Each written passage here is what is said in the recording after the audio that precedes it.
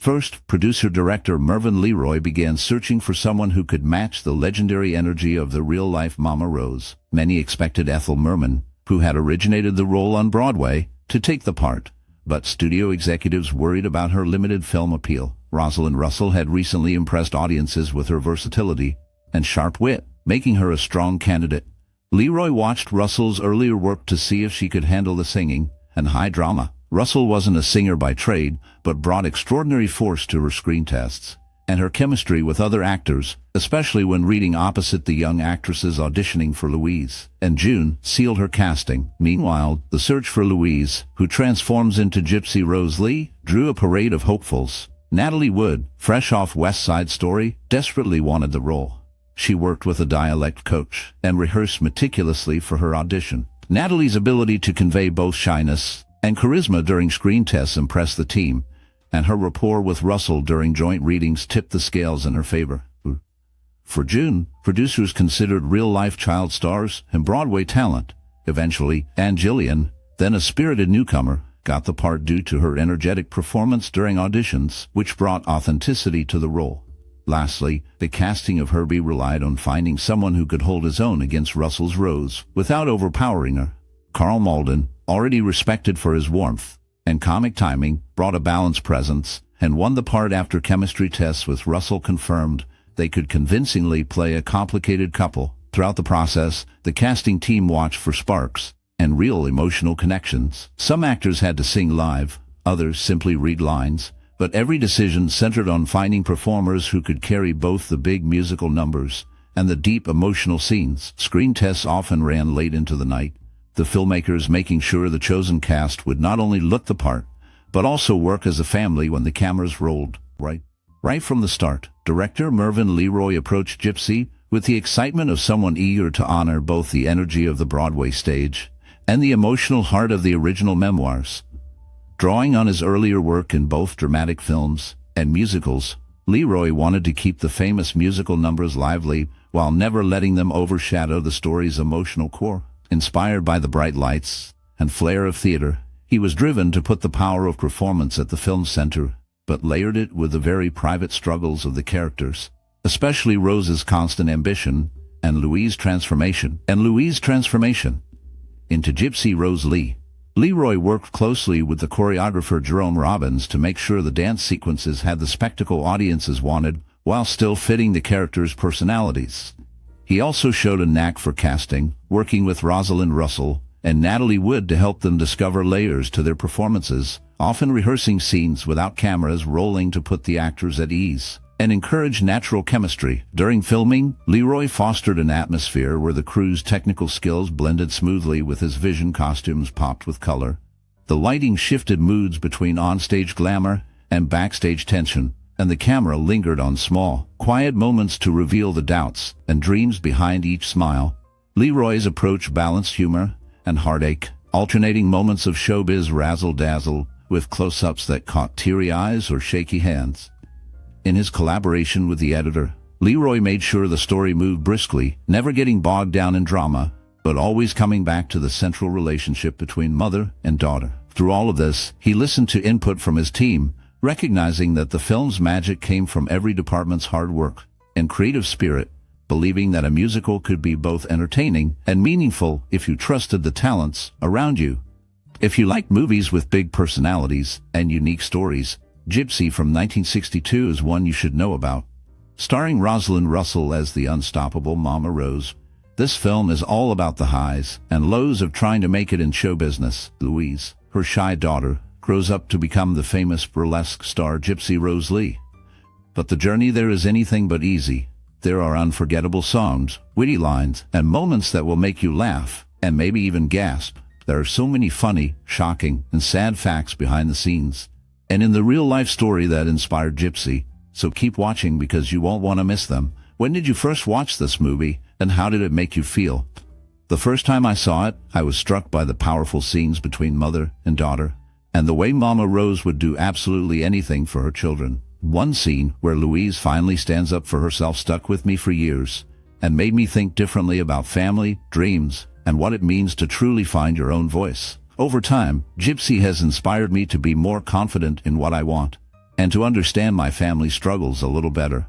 What's your most cherished memory or personal experience related to Gypsy? We would love to hear your stories and memories in the comments below. As cameras rolled on the 1962 movie Gypsy, designers faced the task of capturing the exaggerated world of backstage theater. Sets had to recreate vaudeville houses, carnival tents, seedy clubs, and glamorous theaters using bold colors and ornate details. Soundstages stood in for nearly all these locations, but the production ingeniously branched out by dressing Los Angeles streets and old theaters to pass for cities like Seattle and New York in the 1920s and 1930s. Painted backdrops and forced perspective tricks made interiors look deeper or more crowded, useful in the musical numbers when a small stage had to look as if it could hold a full chorus. Technicians used large movable flats and quick-change scenery, letting stagehands swap environments within minutes, which was useful for keeping the shooting schedule tight and maintaining actor performances between takes. Lighting was a challenge, as the big dance numbers demanded smooth movement for the actors, but also required shadows to capture the burlesque mood or the glare of stardom on stage. The team experimented with arc spotlights to mimic theatrical footlights, a trick that helped the musical performances feel authentic. Film stock was carefully selected to bring out rich reds and golds, giving scenes a lush look reminiscent of theater marquees and dressing rooms. Wardrobe and props were coordinated with the set designers so that everything on screen matched the intended time period, right down to vintage makeup cases and suitcases.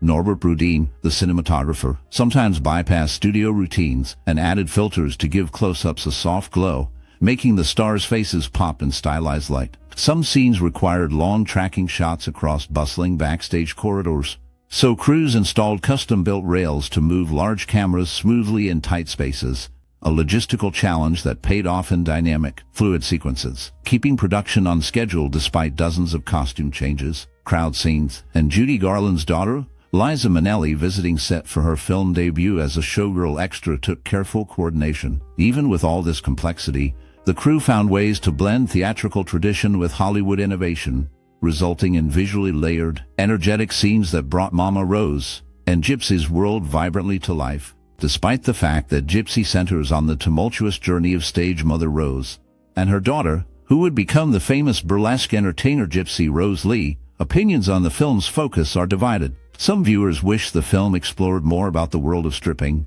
and less about the sometimes overwhelming presence of Mama Rose. Yet, others appreciate the film's decision to stay tightly bound to the intense mother-daughter relationship, finding it a dramatic backbone that drives the story forward. While some recall finding Rose, played by Rosalind Russell, a difficult character to watch, her determination bordering on abrasive, and her ambitions often eclipsing her daughter, others view Russell's performance as engaging and memorable. Her portrayal is cited as sincere, amusing, and entertaining, providing both humor and heart, even if her singing voice was dubbed for the film. For some, this dubbing adds a smoother, more pleasant quality compared to the original Broadway soundtrack, where Ethel Merman's powerful voice defined the character for many, yet could also be described as too brash for some tastes. The transition from stage to screen invites debate, with some preferring the raw energy of Broadway and others finding the film version, with Russell's interpretation, more accessible and relatable. Despite these differences, praise is almost universal for the film's soundtrack. The music emerges as a highlight, adding vivacity and excitement to the story, and songs like "Let Me Entertain You" left a lasting impression on audiences. Its influence even found its way outside the theater, becoming a beloved tune for school bands and capturing the imagination of a generation. Of course, nostalgia for such moments is sometimes mixed with personal memories, like loaned and scratched records, reminders of a time when the Beatles were just beginning to make their mark. Ultimately, while Gypsy might not satisfy those looking for a deeper exploration of burlesque or stripping, it offers a colorful, energetic musical with standout performances and unforgettable music, even as some audiences debate its best casting, choices, and narrative focus.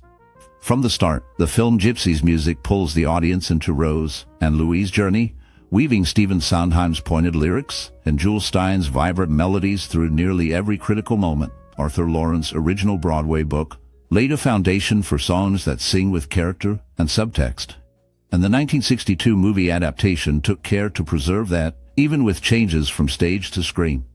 Within the film, numbers like "Everything's Coming Up Roses" and Let Me Entertain You act as emotional mirrors, tracking Rose's hopes and Louise's transformation from hesitant child to self-possessed Gypsy Rose Lee. Stein's music swings from bold brass orchestrations during big ensemble scenes to softer strings during reflective moments, each cue aligned with the character's feelings. Sondheim's lyrics, sharp and insightful, deepen the personalities of Rose, Louise, and others, amplifying the humor in scenes like "You Gotta Get a Gimmick," while also adding an ache to quieter moments. Musicians involved in the film faithfully recreated the Broadway sound, but expanded it, giving a richer sonic palette that suited cinema's wider canvas. Conductors and arrangers worked to keep energy high, using orchestral variations to support the story's shifts, moments of ambition, disappointment, or joy. For example, the opening overture blends musical themes as a kind of promise, setting expectations and echoing throughout, so each time a motif recurs,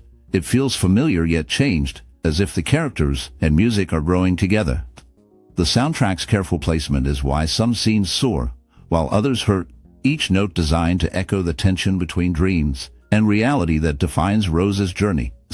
Input from the film's musical directors helped maintain pacing, ensuring that neither song nor story overshadowed the other. Everything works together, reminding viewers that Gypsy is as much about the sound of striving as the sight of it. Instead of relying solely on Rosalind Russell to sing her character songs, producers brought in Lisa Kirk, whose voice matched Russell's, and who also shared a close physical resemblance to her. This allowed for seamless lip-syncing during the performance scenes and helped maintain the film's authenticity.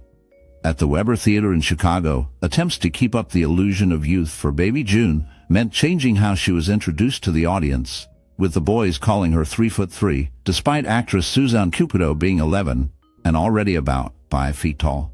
This detail shows how maintaining child star personas sometimes led to stretching the truth about ages and appearances for the sake of show business. Some real-life details were left out of the adaptation, particularly the unusual way Gypsy Rose Lee underwent a dental transformation. In reality, her teeth were straightened by a dentist with ties to the gangster Waxy Gordon, a process that possibly helped her success as a stage performer.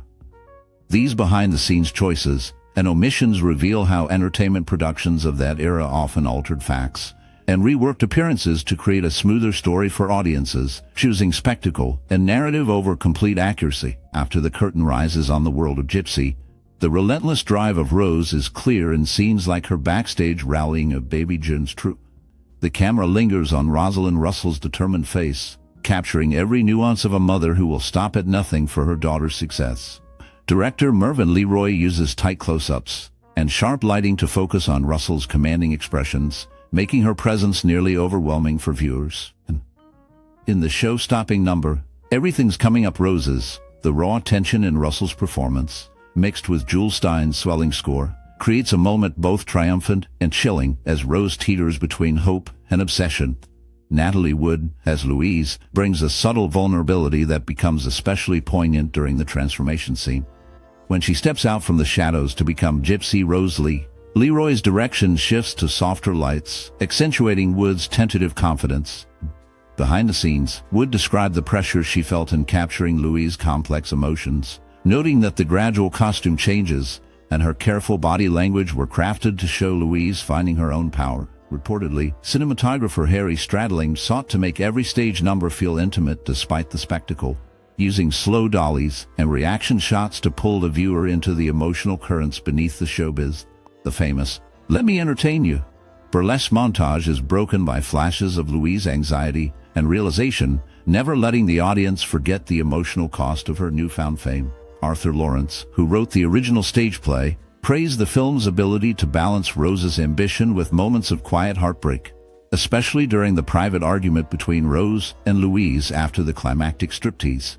Both actors recounted how the silence in this scene, broken by a single desperate line, brought unexpected depth and empathy to their characters. As the film closes, viewers are left grappling with the cost of show business dreams, carried by direction that invites empathy and performance choices rooted in honesty. From the very start, Natalie Wood felt proud to use her own singing voice, a decision that marked a clear change from her earlier experience in West Side Story, where another singer provided the vocals. She valued the opportunity to show her own talent this time. While working on the musical, She also received direct advice from the real Gypsy Rose Lee, who visited the set and shared helpful techniques for performing on stage, especially for the striptease acts that were central to the role. In another creative move, the crew designed the Toradorables campsite scene with a direct visual link to California's Vasquez Rocks, a location known for its unique rock formations and frequent use in popular westerns and science fiction productions. Each of these choices contributed to a film that blended strong performance, authentic detail, and nods to classic Hollywood traditions, all within a straightforward production style that stayed true to the story's roots and its real-life inspiration. Soon after Gypsy was released in 1962, it held a mirror up to American culture, showing how dreams of fame and approval shaped families, and especially women. When audiences saw the story of Rose, a mother pushing her daughters toward stardom, they recognized the ambition and frustration that ran through so many households. The film's blend of tough love, sharp humor, and longing for acceptance resonated in a country moving through big social changes, as traditional roles for women started to shift. Gypsy's memorable songs and bold performances, especially Rosalind Russell's and Natalie Wood's, became iconic, cementing numbers like "Let Me Entertain You" and "Everything's Coming Up Roses" into pop culture. These songs and the story itself have been revisited, borrowed, and often parodied, showing up in everything from drag culture to talk shows, which kept Gypsy alive in America's collective imagination. The story of Gypsy Rose Lee challenged ideas about sexuality, self-promotion, and the price of fame, getting people to talk about stage mothers and the entertainment industry. It allowed people to consider how women's ambition could be both powerful and misunderstood, and it encouraged further discussion about how parents shape and sometimes control their children's lives. As the movie's influence spread, Gypsy became a shorthand in popular conversation for people who chased dreams at any cost. From the start, the character Herbie is introduced as Uncle Jocko, a change not found in the stage musical, most likely to bring Karl Malden into the plot sooner and provide more screen time for his role. In adapting the story, some differences arise when comparing the real-life people to those portrayed on film. Gypsy Rose Lee was known for her height, standing at 5 feet 8 inches, yet Natalie Wood, who played her, was only 5 feet 2 inches. By contrast, Rosalind Russell, who played the commanding stage mother, matched Gypsy's height, which created a different dynamic on screen. Even though these physical differences existed, the characters convey the intensity and ambition central to the plot. Additionally, the song "Everything's Coming Up Roses" gained recognition far beyond the movie itself when it was nominated in 2004 as one of America's top movie songs on the American Film Institute's list. The film draws on the power of its musical numbers and the strong performances of its cast, capturing a unique moment in the transition from stage to screen, while highlighting the compromises and choices made in adapting true stories and in well-known musicals for film audiences of the time.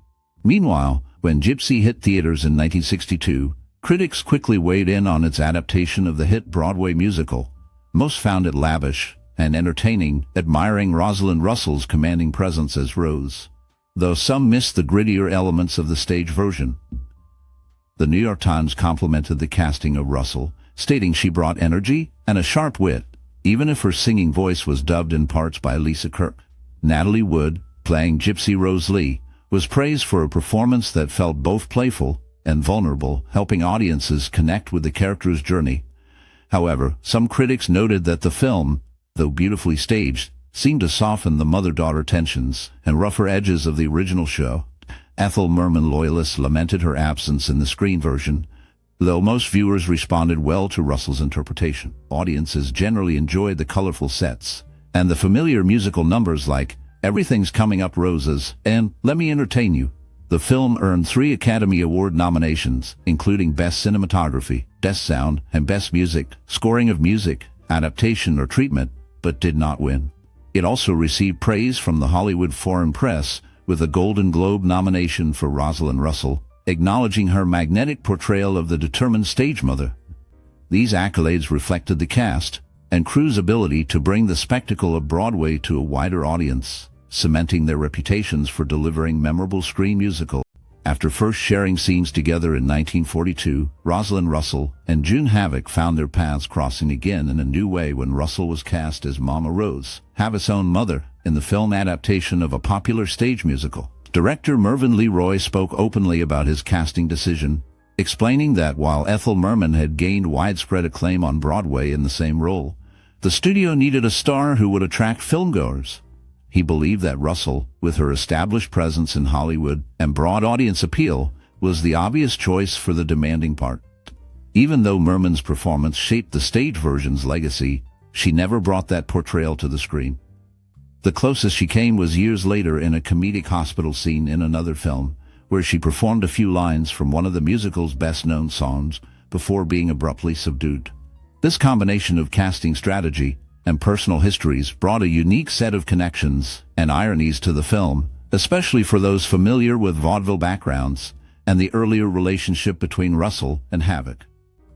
During shooting, Rosalind Russell was known for her lively personality that helped keep the mood upbeat even during long hours on set. She formed a warm connection with the young Natalie Wood, who played her daughter, and would often share jokes and snacks between takes to help ease the pressures of performing. Sometimes, when scenes grew tense or emotional, Russell would spontaneously burst into song or do a little dance, making the crew laugh and lightening the atmosphere. Meanwhile, Wood faced her own anxieties about singing alongside more experienced performers.